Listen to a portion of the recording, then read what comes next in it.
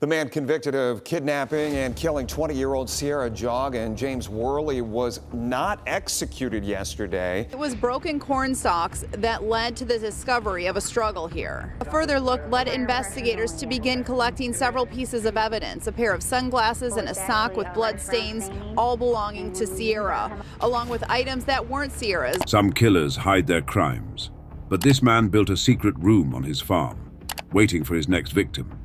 And when a 20-year-old girl vanished, everything he tried to hide started coming to light. On July 19th, 2016, Sierra spent the afternoon with her boyfriend, Josh Kolosinski, before leaving on her bicycle for the 8-mile ride home. But she never made it. 3 crime scenes associated with this case. First of all, the cornfield where police say that Sierra Joggin was abducted from. Then a barn on James Worley's property where police say that she was held. And finally, the cornfield where her body. When Josh didn't hear from her, he contacted her family.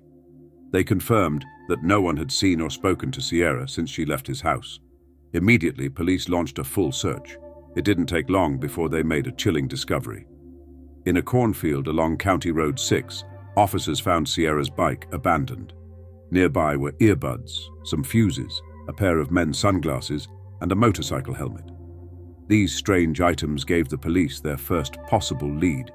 Because Josh rode a motorcycle and was the last person to see her, investigators brought him in for questioning. He calmly explained that Sierra chose to ride her bike home. His story checked out, and the FBI cleared him.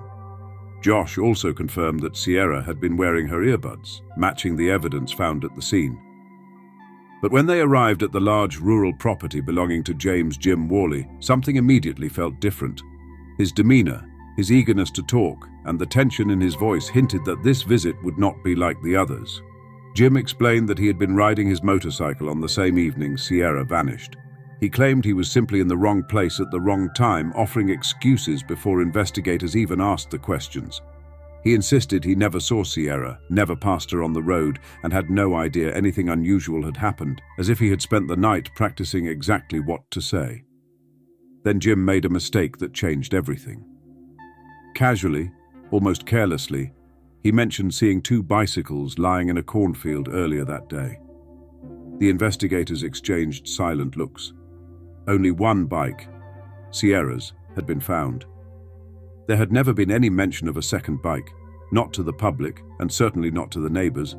Feeling the shift in the investigator's tone, Jim tried to keep talking, hoping to smooth over the tension. But the more he spoke, the deeper he buried himself.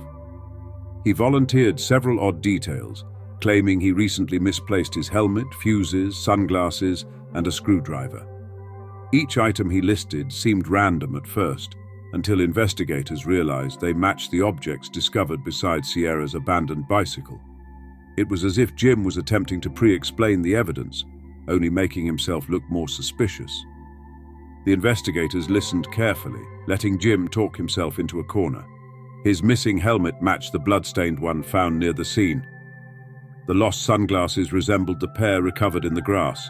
Even the fuses and screwdriver were consistent with the items scattered near Sierra's bike, arranged in a way that suggested a struggle, not an accident. Jim didn't realize it, but he was confessing through his own contradictions. By the time the conversation ended, investigators knew this wasn't just another routine interview. They had finally found their first real lead, one that pointed firmly toward Jim Worley. His unexplained knowledge, inconsistent statements, and suspiciously missing items transformed him from a friendly neighbor into a prime person of interest. The case had taken a sudden turn, and investigators were now certain they needed to look much closer at Jim and everything on his property. Although investigators had not accused him of anything, Jim became increasingly defensive, paranoid, and emotional. He repeatedly insisted that he had nothing to do with the kidnapping. Then, almost out of nowhere, he told investigators they could search his entire property, including his house and land. Jim stood there, trying far too hard to look like a man with nothing to hide. He nodded at every request, agreed to every search, and forced himself to appear calm, like he had rehearsed exactly how an innocent person should act if questioned by police. but the performance cracked with every sentence he spoke. Investigators could see the strain in his eyes, the unnatural pauses, the way he repeated phrases as if reminding himself of a script. The more he talked, the more suspicious the room became, because innocence is usually effortless. And Jim's version of it looked painfully deliberate. When investigators returned with disturbing evidence from the abduction site, Jim's carefully built story began to crumble. He couldn't remember simple details like the route he claimed to have taken, denied facts that were already proven, and became tense when they mentioned a motorcycle helmet splattered with blood. His answers grew sharper, more defensive, filled with contradictions that he didn't even notice.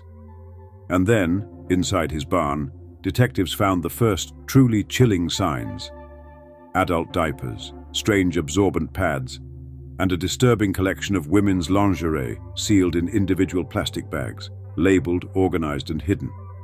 These weren't the belongings of an ordinary man. They were a secret world he never wanted anyone to see. But the most horrifying discovery came next. Behind stacks of straw bales, investigators uncovered a hidden chamber, a small makeshift room with a mattress on the floor, as if someone had lived there or been kept there. Then, buried under layers of dirt and straw, they found a large freezer that smelled strongly of ammonia the moment it was opened. A trained cadaver dog was brought in, and the reaction was instant. The dog alerted immediately, confirming the investigators' worst fears. Whatever had happened on that property wasn't an accident, and it wasn't recent. Someone had suffered there. As the evidence grew, Jim's lies became frantic. He changed his timeline repeatedly, twisting his story to fit whatever detectives already knew, unaware that every correction dug him deeper. He slipped multiple times, mentioning things investigators had not brought up, revealing details only the perpetrator would know. His confidence cracked under pressure, his attempts at charm faded, and his desperation grew obvious. Each new piece of evidence pulled another thread from the facade he was trying to maintain, and investigators watched in real time as his story collapsed around him. Yet Jim continued to pretend he was cooperative. He talked endlessly about his life, telling investigators he barely slept because he worked around the clock and cared for his elderly mother. He insisted he was being tricked or framed, even as officers searched through every corner of his property until late at night. Around 1 a.m., the search finally ended, and what they discovered was devastating. Blood on Jim's motorcycle matched that of a missing female victim. More blood was found inside the buried freezer, confirming that something violent and unspeakable had happened there.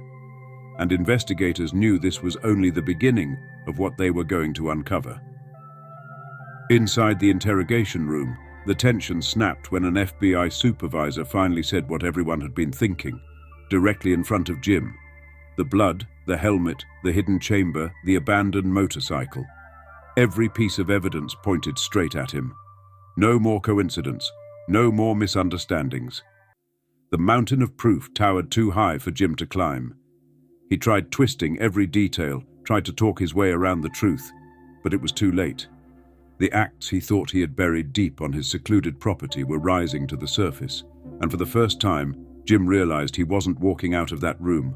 Not tonight. Not ever.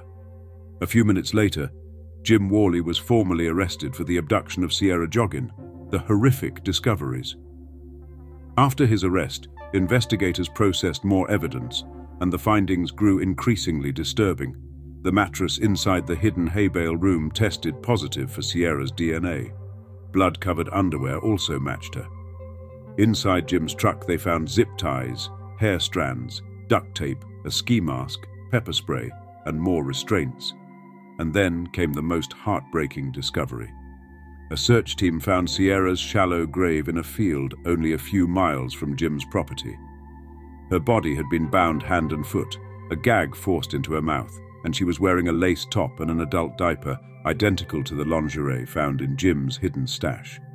She had external injuries, but the cause of death was asphyxiation from the oversized gag. It was the final nail in the coffin. Sierra's story is heartbreaking, but her truth has finally been uncovered. This case reminds us that even the darkest lies can't stay buried forever. This is last known truth, and we'll be here to tell the stories that must be heard.